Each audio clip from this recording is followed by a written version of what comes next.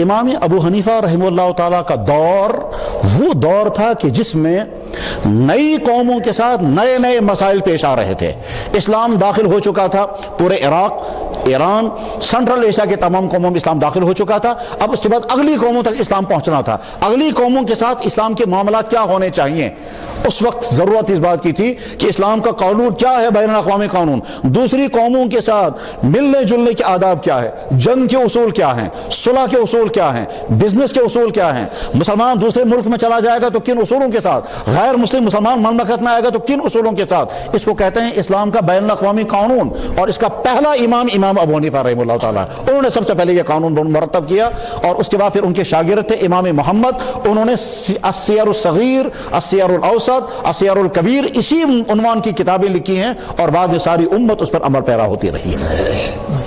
چونکہ امام ابو حنیفہ رحمہ اللہ تعالیٰ عراق میں تھے، اور عراق تو اس وقت مرکز تھا پوری مملکت اسلامیہ کا، اس کا نتیجہ یہ ہوا کہ خلیفہ ہارون رشید نے امام ابو حنیفہ رحمہ اللہ تعالیٰ سے مطالبہ کیا کہ حضرت آپ جج بن جائیے۔ امام صاحب نے فرمایا میں جج بننے کے لیے تیار نہیں۔ کیوں؟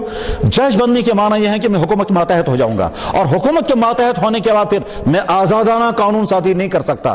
آزادانہ قانون سازی کے لیے ضروری ہے کوئی خارجی دباؤ نہیں ہونا چاہیے، کوئی خارجی پریشر نہیں ہونا چاہیے۔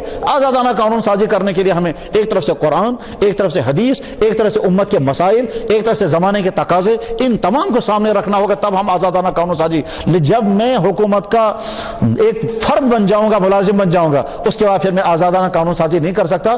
بہت دباؤ ڈالا گیا، لیکن اس کے باوجود امام صاحب تیار نہیں ہوئے۔ اخیر میں امام صاحب کے شاگرد تھے امام ابو یوسف رحمہ اللہ تعالیٰ، ان کو اسلامی جج بنایا گیا، اور وہ قاضی القضات بنے، جس کا نتیجہ یہ ہو گیا کہ تمام عدالتوں کا نظام فقہ حنفی کے مطابق کھڑا ہو گیا۔ چنانچہ امت کہیں تو شافعی مسلک پر عمل کرتی تھی عبادات میں، کہیں حنبلی مسلک پر عمل کرتی تھی عبادات میں، کہیں کسی اور مسلک پر عمل کرتی تھی عبادات میں، مگر جب عدالتوں کا نظام آتا تھا وہاں فقہ حنفی کے مطابق، کیونکہ جج جو تھا وہ حنفی تھا، نتیجہ ہوا سارا عدالتی نظام جو ہے وہ فقہ حنفی کے مطابق مرتب ہوا۔